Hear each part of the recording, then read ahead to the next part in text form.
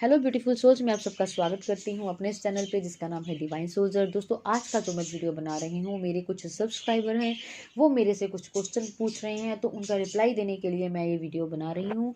तो सबसे पहला जो क्वेश्चन है वो है RKK 1111 का। उन्होंने मेरे से पूछा है कि जो मैम आपने एंसेस्ट्रल हीलिंग पर एक वीडियो बनाया है, उसको कितने टाइम करना है और उसको करने के बाद हमें कैसे पता चलेगा कि हम हील हो चुके हैं।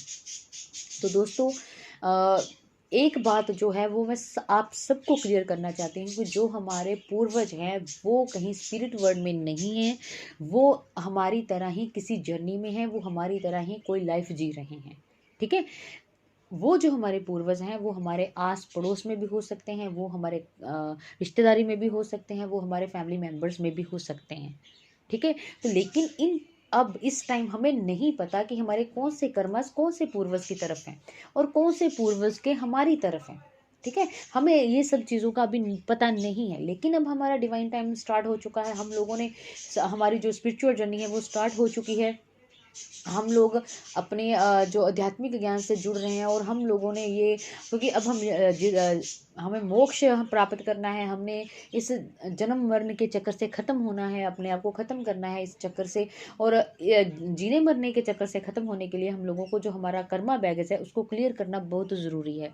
तो इसलिए इन सब चीज़ों से फ्री होने के लिए, इन सभी चीज़ों से अपनी आत्मा को फ्री करने के लिए हम लोग अपने डिवाइन से प्रे करते हैं कि हमारा ये जो कर्मास हैं, हमें नहीं पता कि हमारे कौन से कर्मास कौन से पूर्वज की तरफ है और कौन से पूर्वज के कर्मास हमारी तरफ बैलेंस है। कि कोई अच्छे कर्मस भी हो सकते हैं, वो कोई बुरे कर्मस भी हो सकते हैं। ठीक है। तो उन सब से अपनी सोल को फ्री करवाने के लिए हम डिवाइन से प्रार्थना करते हैं कि आप हमें इस कर्मा चक्कर से फ्री कर दीजिए, आप हमें इस कर्मा चक्कर से मुक्त कर दीजिए, ताकि हमारी सोल है जो, वो एक कर्मा फ्री सोल हो जाए। वो अब ताकि वो अपने परमात्मा के दिखाए हुए रास्ते पर चलने के लिए फ्री हो जाए, उस पर किसी तरीके का कोई कर्मा बोझ ना हो। ठीक है। तो इसलिए हम लोग प्रे करते हैं। अब मान लीजिए कभी कोई भी एक कोई सब्जी वाला आता है, या कोई अदर कोई शॉप पर हम लोग जाते हैं जिसको हम जानते भी नहीं हैं। कई बार ऐसा होता है कि हम उनको गलती से ज़्यादा पैसे दे आते हैं। जो कभी कभी ऐसा होता है कि वो हम लोगों को गलती से ज़्यादा पैसे दे देते हैं, तो हमको लगता है कि भाई गलती से इसने ऐसे कर दिया, है ना। तो ऐसे नहीं होता। ये कोई आपका पास्ट लाइफ का कर्म था। ठीक है। जो कि उस दुकानदार को भी नहीं पता, है ना, जो वो जो सामने वाला बंदा है उसको भी नहीं पता और आपको भी नहीं पता, लेकिन कहीं ना कहीं आप लोगों का एक जो कर्मा था, ठीक है, लेन देन का, वो खत्म हो गया आपका। आप उस कर्मा से फ्री हो गए। तो ऐसे बहुत से केसेस होते हैं, आप अपनी लाइफ में ध्यान से देखिएगा कि कई बार ऐसा होता है कि हम लोग कुछ खा रहे होते हैं, तो ऐसे ही हमारा दिल कर आता है कि हम ये चीज़ किसी और को भी दे दें। ठीक है। जैसे कोई गरीब बच्चा होता है या कोई भी और होता है, हमारा दिल करता है हम उसको ऐसे ही कुछ चीज़ दे देते हैं, जबकि हम उसको जानते भी नहीं होते। तो ये कहीं ना कहीं हमारे कर्मज होते हैं, जो पास्ट लाइफ के, जो हम क्लियर कर देते हैं, हमें पता भी नहीं चलता, हम उससे फ्री हो जाते हैं। ठीक है। तो इन सब चीज़ों से फ्री होने के लिए हम अपने डिवाइन से प्रे करते हैं। और आपने पूछा है कि हमको ये कितने दिन करना चाहिए। देखिए, आप इसको किसी चीज़ में बांधिए मत। आप अपनी प्रे को किसी चीज़ में मत बांधिए, उसमें कोई टाइम लिमिट मत रखिए, क्योंकि डिवाइन ने हमें कभी नहीं कहा कि आप इस तरीके से इस प्रे को कीजिए और इतने टाइम कीजिए तभी मैं आपकी प्रे को स्वीकार करूँगा।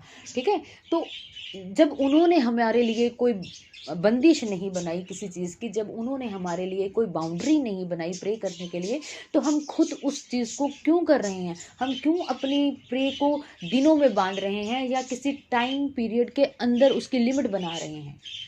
ठीक है।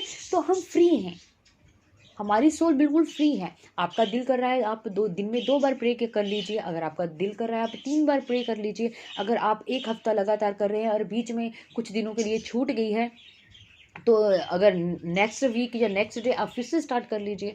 तो डिवाइन नहीं रूठने वाले, ना ही डिवाइन रूठते हैं। ठीक है। वो आपकी श्रद्धा देखते हैं कि आप किस श्रद्धा से उनसे प्रे कर रहे हैं, किस मन से उनसे प्रे करते हैं। ठीक है। तो डिवाइन को इनसे कोई मतलब नहीं होता कि आप क्या क्या चीज़ें उनको दे रहे हो, क्या किस किस तरीके से कर रहे हो। नहीं, वो आपकी श्रद्धा देखते हैं, वो देखते हैं कि आपके मन में है क्या। तो हमने अपनी श्रद्धा के साथ पूरी क्या बोलते हैं उसको, समर्पित होकर डिवाइन से प्रे करनी है कि हमें इस चीज़ से मुक्त करें, ताकि हम अपनी स्पिरिचुअल जर्नी में आगे बढ़ सकें, ताकि हम, सॉरी मैं थोड़ी इमोशनल हो रही हूँ ये सब बोलते बोलते, तो पता नहीं क्यों ऐसे हो रहा है। Sorry guys. तो हम लोगों ने अपने आप को समर्पित करना है कि हम लोग आपको समर्पित हैं, हमें उस हर कर्म से मुक्त करें जो कहीं ना कहीं हमने पिछले लाइफ में या पास्ट लाइफ में हमने कर दिए हैं। कुछ ऐसे कर्म जो हमको नहीं करने चाहिए थे, कुछ ऐसी गलतियां जो हमें नहीं करनी चाहिए थी लेकिन हमने कर दी, उन सभी गलतियों के लिए हमें माफ़ किया जाए। ठीक है, तो ये एक प्रे है, आप इसको खुले दिल से कीजिए, खुले टाइम में कीजिए, कोई पाबंदी नहीं है, कोई बंदिश नहीं है आपके लिए। तो जब आप ये प्रे करते हैं तो आप खुद ही फील करोगे, आप अपने अंदर एक शांति फील करोगे। इट मीन्स आपकी प्रे काम कर रही है। वैसे भी प्रे आप जिस तरह से मर्जी कीजिए वो काम करती है। ठीक है, जब आप फील करें, आप शांति महसूस कर रहे हैं, आप अपने को उस चीज़ से फ्री महसूस कर रहे हैं, तो इट मीन्स आप अपने आप पर वर्क कर रहे हैं। ठीक है, तो आई होप आपके आपके क्वेश्चन का आंसर मिल गया होगा। अगर फिर भी कोई क्वेश्चन जो कोई डाउट होगा तो आप मेरे से पूछ सकते हैं। आज का वीडियो बस इतना ही। Thank you so much. God bless you all. Take care. Positive रहिए, पॉजिटिव सोचिए अपने बारे में भी और अपनी जर्नी के बारे में भी, और पॉजिटिव तरीके से अपनी जर्नी में आगे बढ़िए।